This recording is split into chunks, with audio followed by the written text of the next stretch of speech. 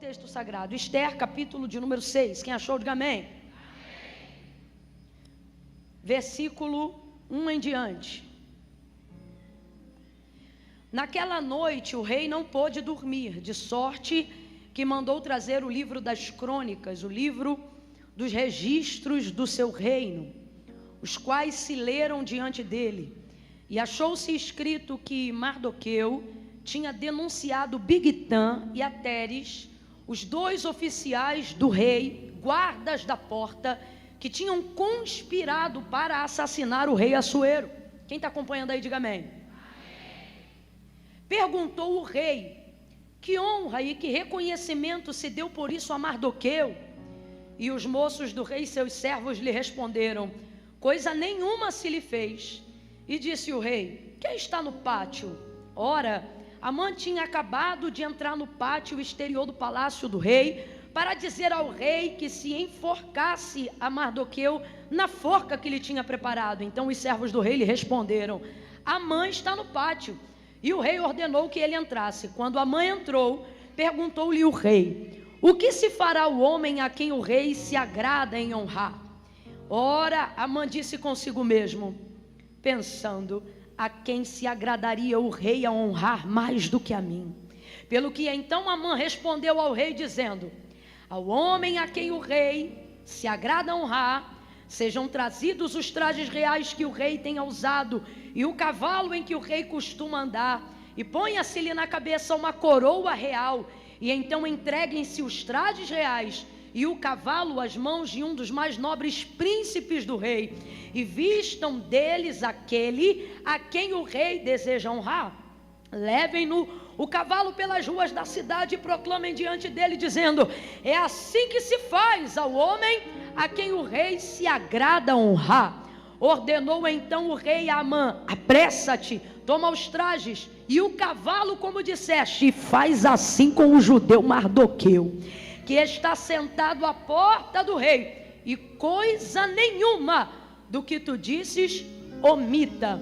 Amã então tomou os trajes e o cavalo, vestiu a Mardoqueu, levou o cavalo pelas ruas da cidade e apregoava diante dele, dizendo, é assim que se faz a quem o rei se agrada em honrar. Depois disto, Mardoqueu voltou para a porta do rei, mas Amã se retirou, correndo para casa com a cabeça coberta de vergonha. Diga amém por essa palavra.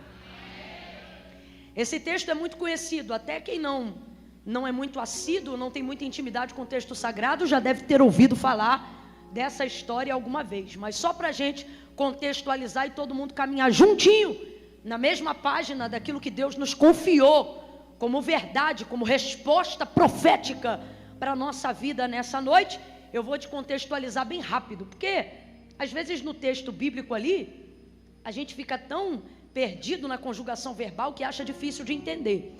Mas o que está acontecendo aqui? Esther é uma hebreia que foi criada pelo seu tio e que aprouve a Deus colocá-la dentro do palácio, e ela se tornou rainha do maior império existente naqueles dias, o Império Medo-Persa. Se tornou a esposa do rei Assuero. E houve então nesses dias que esse Amã, que é um príncipe, um grão-vice muito importante, vamos dizer assim, dentro do governo, dentro do palácio, dentro do Império Medo-Persa, se aborrecia demais dos judeus e deliberou, a fim de incitar um rei, que provocasse um decreto contra o povo hebreu para exterminá-lo definitivamente, sem que eles tivessem nem mesmo possibilidade de reação, nem de defesa. Esther meio que estava na sua bolha do palácio, e seu tio então, que era um homem extremamente antenado em tudo que estava acontecendo, um homem simples, um homem humilde, mas um homem muito politizado, um homem muito inteligente. Camila, como é que a gente sabe disso? Porque no capítulo 6, onde a gente acabou de ler, o texto fala que Mardoqueu, ele era um cabra tão bem informado, que ele ficou sabendo de uma conspiração de assassinato que estava rolando dentro do palácio. Agora eu te pergunto, ele tinha trânsito contínuo dentro do palácio? Não, você vai ver sempre ele por ali, da porta para fora. Tanto é que quando ele fala com Esther, ele não consegue ter uma audiência oficial com ela, ele faz a notícia chegar, a informação chegar lá O contato dele realmente é com a sua conduta e com um testemunho ilibado diante de Deus. Isso dava a ele acesso a coisas muito importantes naquele dia. Resumindo a história, então o seu tio vai fazer saber o que está acontecendo a ela, esperando dela uma reação, dizendo: ó, Esté, será que não foi para um tempo como esse que o Senhor permitiu que você estivesse exatamente na posição que você está? O que ele estava querendo dizer para ela? Não se esqueça que sua vida carrega um propósito. Será que não foi para isso que Deus te colocou aí dentro? Faça alguma coisa, é o que ele está querendo dizer. E todavia ele mantém a sua fé diante de Deus, deixando muito claro o seguinte: olha, se você decidir não fazer nada, fique tranquila, porque de outra parte certamente alguma coisa vai acontecer. Então há uma fé inabalável na vida desse homem. Esse homem então começa a reagir em tom de humilhação e de súplica. Pano de saco, terra sobre a cabeça. E desde então agora ele vai para a porta do palácio, e na escadaria que dá para a subida de entrada, ali ele fica em posição de rendição, de humilhação. Amã, qual é o nome do homem que eu falei agora? Que já odiava esse povo, o povo judeu, vai nutrir um ódio ainda maior por causa do judeu Mardoqueu, ou Mordecai, que é o tio da Esté que eu falei agora. E aí ele, vendo aquele homem ali, em pano de saco, terra na cabeça, sinal de súplica, esperando socorro, recorrendo ao próprio Senhor, compreendendo que algo acontecerá, o texto vai dizer que todas as vezes que Amã passa por ali, Mardoqueu está ali. E a presença de Mardoqueu inquieta a vida de Amã. A presença de Mardoqueu enoja a vida de Amã.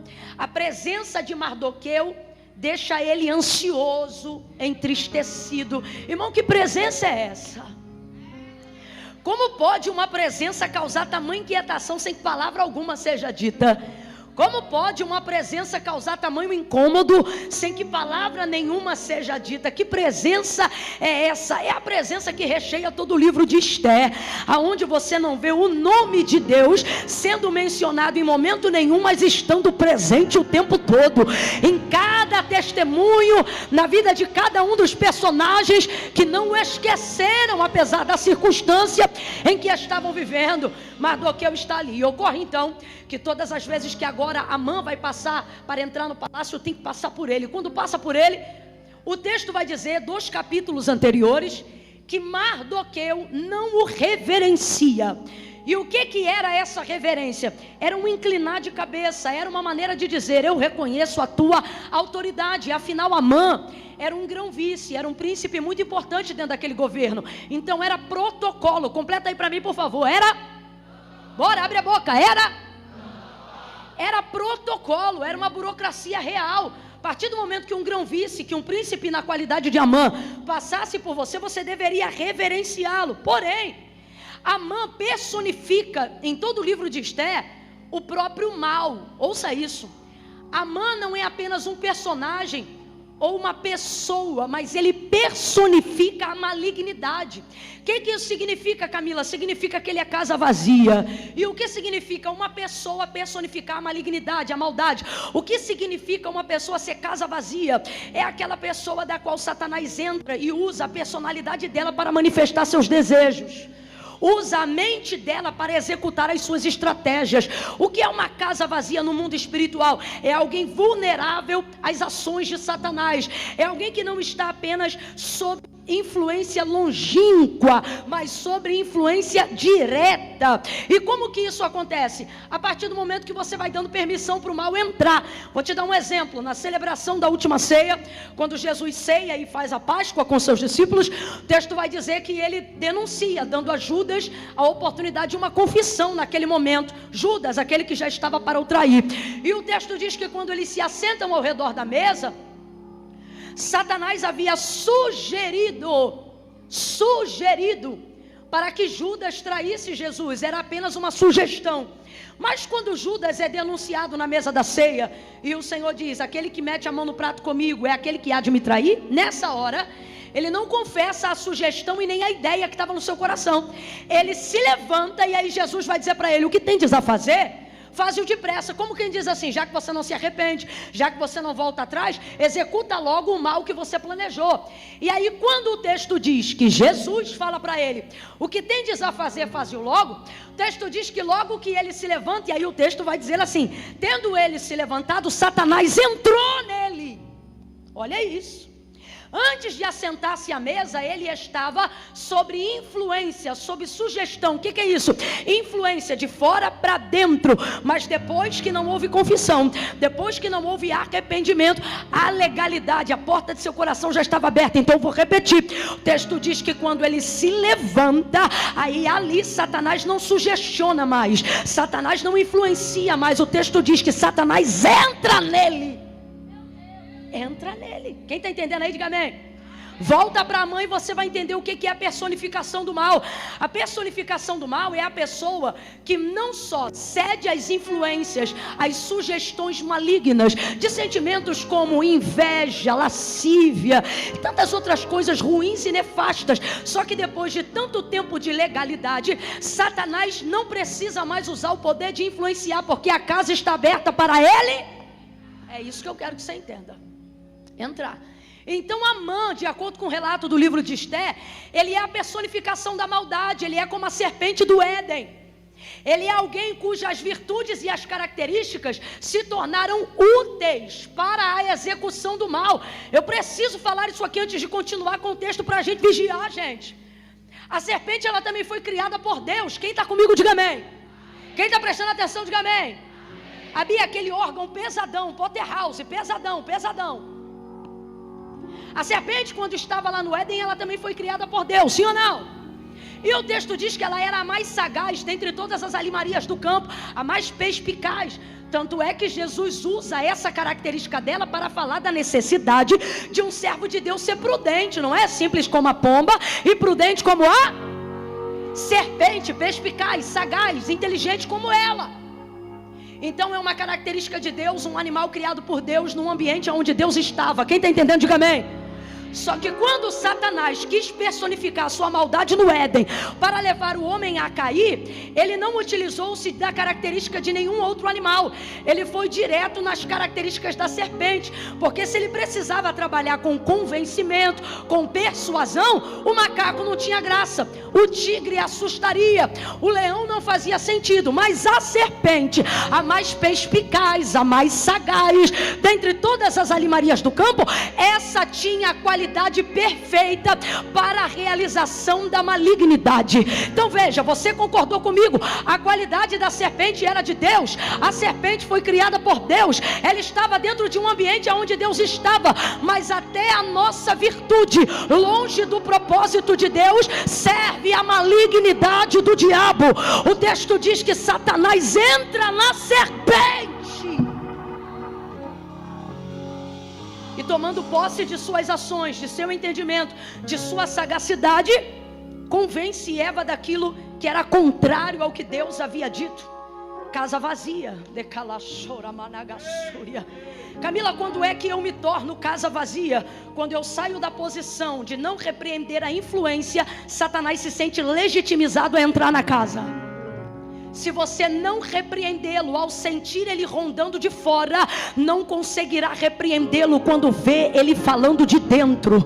Eu vou falar rasgado que é para todo mundo entender. O Senhor nos trouxe hoje aqui, e uma das primeiras coisas que Ele está dizendo para nós é que posição, status, estar em lugar de reis não determina a utilidade do teu ministério, não determina a utilidade das tuas qualidades. Eu vou falar bem rasgado que é para todo mundo entender, filho. Você pode estar no melhor lugar com as melhores pessoas. Há uma palavra de despertamento para essa noite, e a palavra é: cuidado, até as suas maiores virtudes longe de Deus se tornam ferramentas para Satanás utilizar para a destruição dele.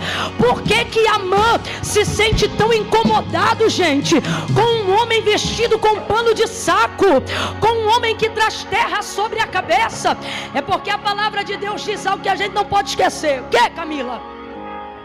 Que a medida do justo, ou melhor, do injusto, não é medida pela injustiça do injusto, mas que a injustiça do injusto, ela é medida pela justiça do justo. Camila, eu não entendi nada.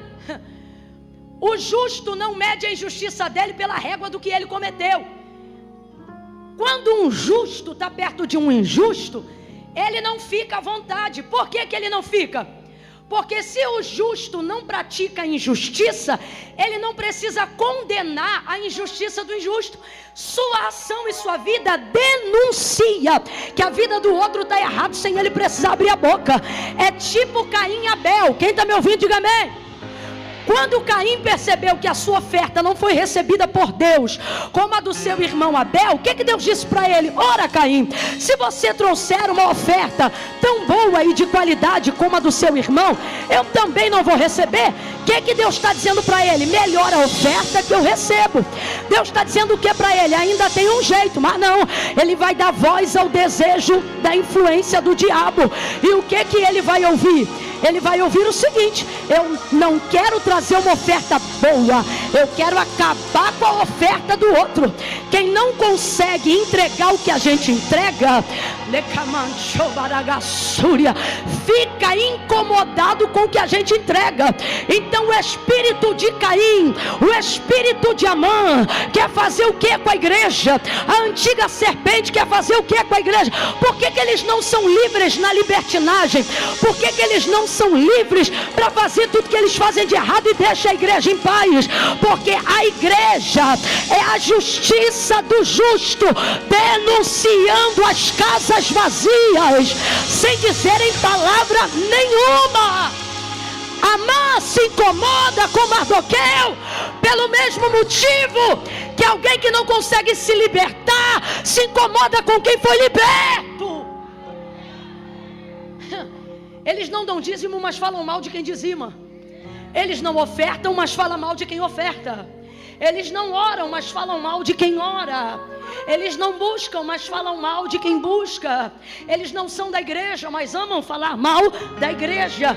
Casas vazias não suportam ver outras pessoas cheias da presença de Deus, porque aquilo que elas carregam denuncia, ou seja, o que as pessoas de Deus carregam denuncia o que as pessoas sem Deus não carregam. Ocorre então que todas as vezes que Amã vai subir essa escadaria, ele vê ali Mardoqueu e ele fica furioso, porque Amã quer ser reverenciado.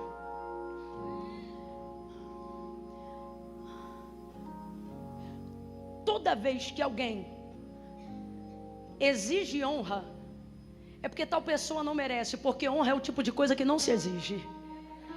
Honra não se exige, mas a necessidade de afirmar essa segurança é muito grande. Ele passa e Mardoqueu não reverencia ele, e isso vai deixando ele indignado. Mas era um gesto tão simples. Vem comigo, igreja, preste atenção. Era um gesto tão simples. Era só Mardoqueu fazer isso aqui quando ele passasse, só isso. Viu? Teve gente que nem viu, foi tão rápido. Era só fazer o quê? Só isso. É igual a gente quando tá andando na rua que faz assim para alguém. Só que a gente é ao contrário, né? De baixo para cima. Nesse caso é de cima para baixo. Só isso. Poxa, Mardoqueu, o homem já está espumando de raiva da gente, não custa nada. Só que o justo não reverencia o mal. Você sabe quem a Bíblia classifica como justo? Não é o que comete justiça, mas é o que aborrece a injustiça. Não, você não entendeu. Sabe por que a gente pensa? A gente pensa que ser justo é só ficar quietinho, pagar as contas em dia e não fazer nada de errado. Não é o que a gente pensa? Só que o que a Bíblia está dizendo é que justiça não é ficar quieto, é fazer tão aquilo que é correto a ponto do injusto ficar endemoniado, perturbado, é aborrecer. Mas não é que você vai catucar ele no Instagram e na internet, não. É que tu vai ter uma vida tão santa, tão honesta, tão pura, que ele vai ficar incomodado com o tamanho da tua régua. Então, ao invés de elevar o nível dele, ele vai fazer de tudo para quebrar a tua. Mardoqueu não reverenciava o mal, porque Amã não é tido apenas como uma pessoa, mas como a personificação do mal que quer destruir o povo de Deus. Então, quando ele passa, o gesto é simples, mas Mardoqueu não faz. A atitude é singela, mas Mardoqueu não faz. O gesto é tão simplório, mas Mardoqueu não faz. Deus está dizendo a mim e a você: o gesto é simples, mas tem grande significado. Se ele só fizesse isso aqui com a cabeça, alguém diz: é simples, mas significa: eu te reverencio, eu te respeito, eu reconheço a tua autoridade. Vamos falar rasgado que é para todo mundo entender? É só curtir um coraçãozinho, é simples, mas isso tem um significado muito grande. O que é que você está curtindo? É só um botãozinho, seguir, rapaz, não dura nem um segundo, é só seguir. Mas o que isso significa?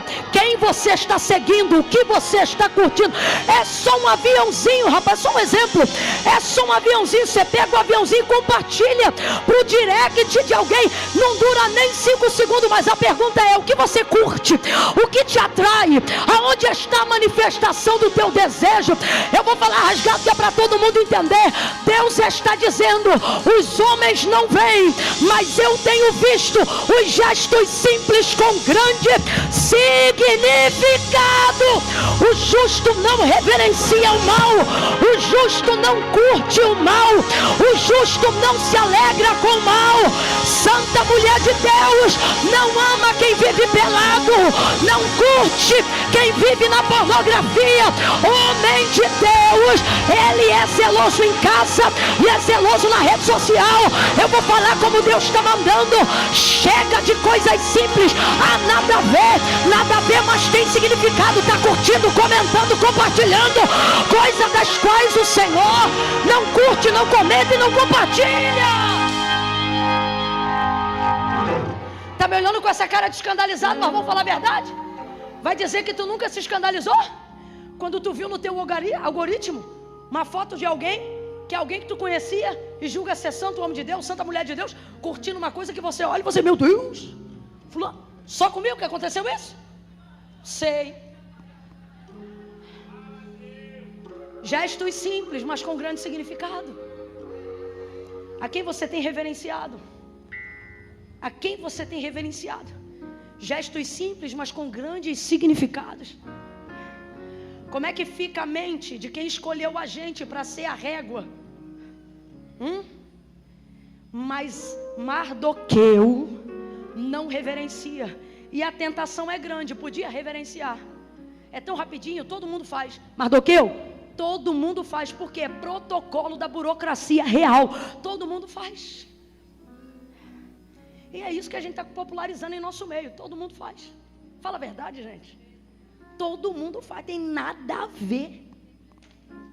Tem nada a ver.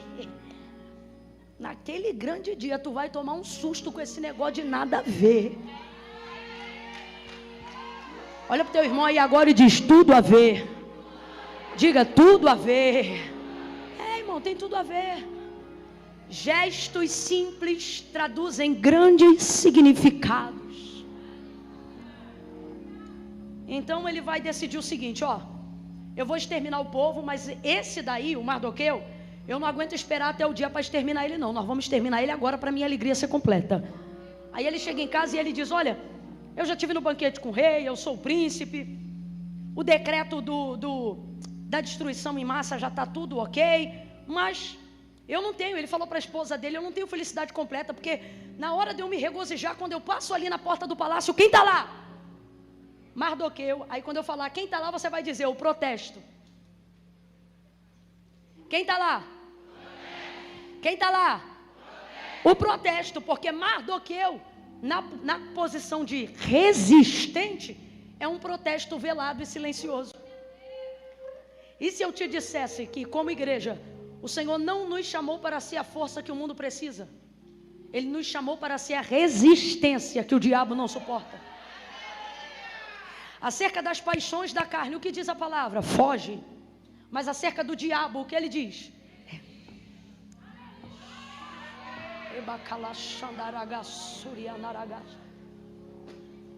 Você não é só uma pessoa. Eu quero que você olhe para ela agora e diga: você é um protesto. Você é um protesto sem cartaz, você é um protesto que não precisa abrir a boca. Você só precisa o quê? Estar na posição. Meu Deus, tem gente aqui achando que protestar é ir para a rede social, é bater boca, é fazer isso, é fazer aquilo. E Deus nos trouxe hoje aqui para dizer: proteste como? Mantendo a posição que eu te chamei. Não saia dela.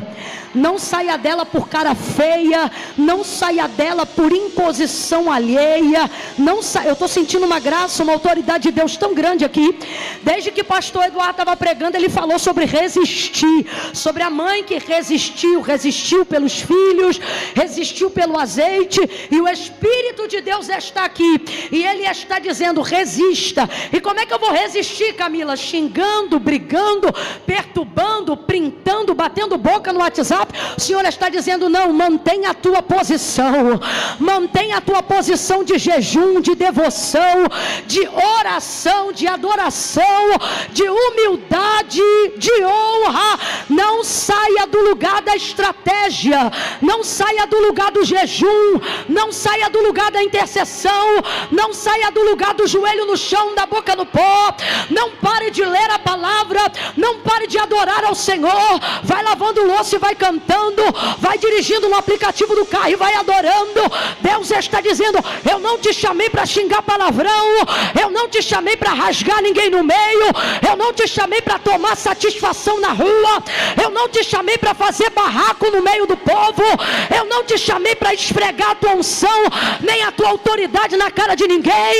Eu não te chamei para fazer confusão no monte, eu não te chamei para ostentar vida espiritual.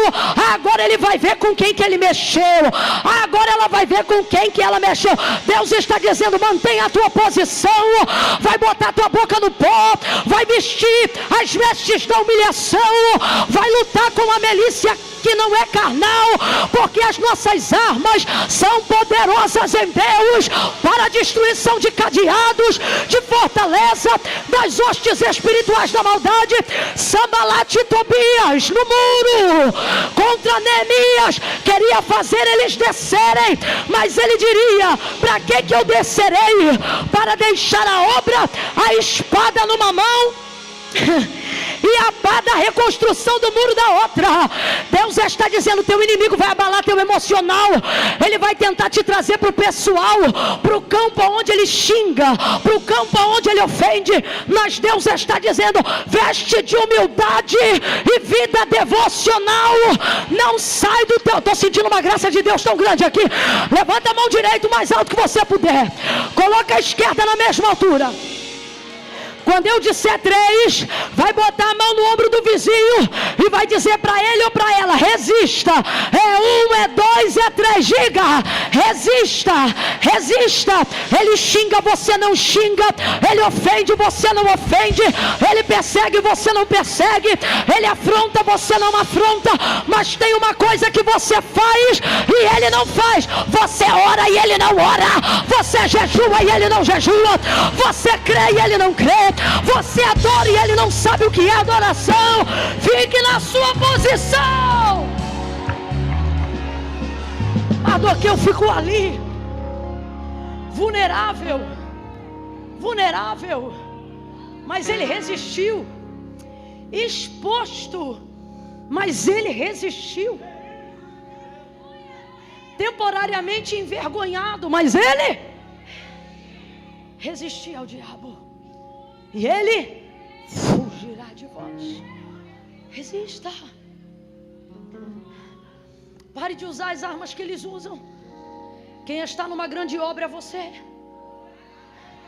Aí o que vai acontecer? Ele vai planejar o assassinato de Mardoqueu, e eu encerro aqui. O que ele vai fazer? A mulher dele diz assim para ele: ué, já que você não está feliz, faz uma forca de 50 côvados. Quantos côvados? 23 metros de altura aproximadamente. Diga para mim, gente, 23 metros de altura é uma coisa alta ou não é? É grande ou não é? É grande ou não é? Isso vai por cima do muro da casa de Amã. Agora, se Mardoqueu sabia até o que se dava no palácio onde o rei dormia, tu acha que ele não sabia que uma forca de 23 metros estava sendo construída para enforcar ele? Sim ou não? Sabia ou não sabia? Isso era para tirar ele da posição. Aumenta o tamanho da estrutura que traz a mensagem da destruição. Vamos fazer uma forca grande, uma forca alta, para ele ver que essa forca é para ele. E tudo isso é para quê? Para tentar tirar ele daquele lugar, que é o lugar onde a mãe passa. Para ele tentar resolver isso aqui. Olha para cá. Teu adversário não consegue alcançar o lugar que você está. Então ele vai fazer tudo para que você desça de onde você está para ir até o local da armadilha, até o local da ameaça. Quem está entendendo o que Deus está falando aqui? Todas as vezes que seu adversário vê que ele não tem condições de subir ao nível da posição espiritual que Deus te colocou, ele vai fazer de tudo aqui embaixo para que, uma vez que ele não suba, então você... Mas Deus nos trouxe hoje aqui para dizer: resista. Quando as pessoas começam a ofender o seu pessoal, é porque Ele quer que você desça. Quando as pessoas começam a difamar e atacar você e sua família, é porque Ele quer que você desça. Quando elas entram em minúcias, ou eles entram em coisas nefastas, é porque Ele viu que você já subiu alto demais, e aonde você está Ele não consegue te arrancar. Então Ele vai fazer de tudo para que você... Só que Deus te trouxe hoje aqui para dizer: não saia do teu lugar, não desça, fica aí. Mardoqueu não vai se embaraçar com essa forca. E ele tinha influência? Tinha, mas ele não se embaraça com ela. Porque se ele perde o tempo tentando livrar ele, não adiantava nada. No dia 14 de Nissan, ou seja, naquele dia ele livrava todo mundo, mas no outro dia perdia todo mundo. Então o que ele faz? Ele controla toda e qualquer ansiedade que porventura tivesse nele. Ele está concentrando a força dele no que ele pode mudar. Então ele fica. Olha para cá. Uma das maiores estratégias do teu adversário para te tirar do lugar do cumprimento das tuas promessas, dos livramentos que Deus quer te dar, dos milagres que Deus quer te fornecer, não é aparecer de chifre e cauda para você, não. Ele vai fazer de tudo para te distrair, para que você se ausente desse lugar. Mardoqueu não se ausenta desse lugar, ele fica ali. E então Amã constrói a forca, mas vai pedir autorização. Por que ele vai pedir autorização? Porque a forca é um projeto de Amã contra Mardoqueu. Só que ele só pode enforcar um homem do reino se o rei autorizar. Então o que ele faz? Constrói a forca, vará a noite e a madrugada, para que antes do sol raiar, ele entre no pátio do palácio do rei. A burocracia real funcionava da seguinte maneira: se o rei manda me chamar, eu tenho obrigação de entrar calado, porque se o rei me mandou chamar, é sinal que ele quer falar. E se ele quer falar, eu sou obrigado a... Só que se eu anuncio a minha chegada e peço para alguém da guarda dizer: fala para o rei que fulano está aqui, quer falar com ele. Aí o rei me deixa entrar e falar qual é a minha petição. Então é assim que funciona. Se eu anuncio a minha chegada, ao entrar eu posso falar. Mas se o rei manda me chamar, eu sou obrigado a entrar, porque quem quer falar é o... É assim que funciona. Então o que Amã pensou? Eu vou madrugar no pátio do palácio, para na primeira audiência do dia, eu botar o meu nome na lista, e o oficial dizer para o rei que eu estou lá para me apresentar. Logo eu vou poder entrar para... E ao falar eu vou pedir a cabeça de Mardoqueu. Porque ele fez o projeto, ele fez a forca, mas só pode enforcar se o rei autorizar. Então tudo que ele está fazendo contra Mardoqueu é um projeto. E é isso que você e eu precisamos entender. Por que não podemos sair da posição que Deus nos colocou? Porque por mais assustador que pareça o maquinado nosso adversário contra a nossa vida, Deus nos trouxe nessa noite, quem tem ouvidos ouça, para dizer: não passa de um projeto. E todo projeto para ser decreto precisa de uma autorização. Já percebeu por que Satanás te ameaça tanto? Por que ele trabalha com tanta ameaça? Por que ele não matou logo você? Por que ele não destruiu logo o teu casamento? Por que ele não acabou logo com essa empresa? Por que ele não acaba logo com a tua vida? São tantas ameaças, é vulto durante a noite, é coisa instalando dentro de casa, é arrepio na espinha, é síndrome do pânico, é luta contra a depressão, tantas coisas que ora são físicas, ora são psicomáticas, mas a maioria delas são espirituais. Ora, se ele ameaça o tempo todo, se há tanta perturbação o tempo todo, por que ao invés de ameaçar, ele não mata logo? Por que ele não te matou numa madrugada dessa, no infarto? Por que ele não te matou naquele dia da batalha espiritual, que você não sabia se era batalha espiritual ou se era paralisia do sono? Ou aquele dia que você sonhou que ele estava querendo te destruir e você queria clamar o sangue de Jesus, mas não conseguiu e ficou sufocada, não repreendeu, mas o dia clareou e você levantou e está vivo hoje aqui para contar a história. Se o inferno é real, se o diabo é real, por que todas as vezes que ele intenta contra a tua vida, ele não ceifa a tua vida? Ora, porque assim como o rei Assuero, o guarda de Israel não dorme. O texto diz: e naquela noite o rei não pôde dormir. E naquela noite o rei não pôde dormir. O rei Assuero não pode dormir naquela noite, mas o nosso rei não dorme em noite nenhuma, porque João disse: eu vi, e os seus olhos eram como chama de fogo. Sabe o que a Bíblia diz no grego? Ela faz alusão a um Deus que não tem pálpebras. Aí você entende por que Davi diz: eis que não tosquenejará nem dormitará o guarda de Israel. O Senhor é quem te guarda, o sol não te molestará de dia, nem a lua de noite. O Senhor guardará a tua alma, Ele guardará a tua entrada, Ele guardará a tua saída, desde agora e para sempre. Camila, eu não estou entendendo, vai entender. Para de deixar o diabo te paralisar no medo de uma ameaça. Se ele pudesse fazer, ele não ameaçava. Então reaja, reaja,